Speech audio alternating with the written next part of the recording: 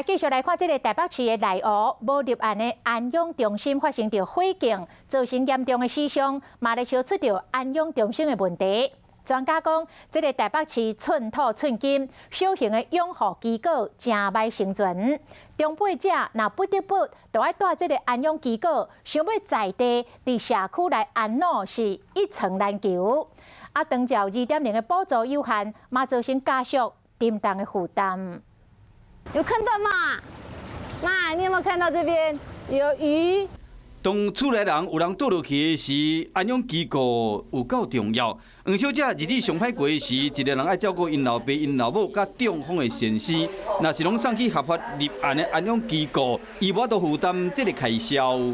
最起码要9万块，那我根本完全负担不起。他选择好的，有的可能一排，他去排队哦，一排可能就要1年、2年、3年。那你说老人家搞不好等不到那么久的时间呢？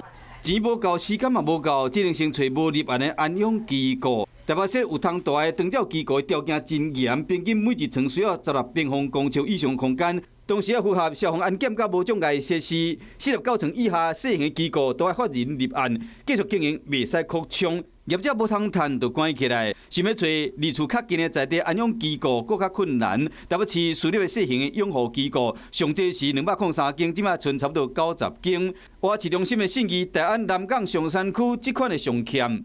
政府爱重视。一流的政府是心力，2流的政府才是防弊。收费上面，各个县市又有一个上限的要求，就会变成说，今天在信义区可能收费上限也是这样，可是在相对一些其他区也是这样的情况下，当然在某一些区域，它的房租一定是不够用。长照政策提供的是算点钟的照护。对着需要带长期的人来讲，较无帮助。专家认为讲，应该将安养机构嘛纳入长照政策，角度彻底解决安养中心的问题。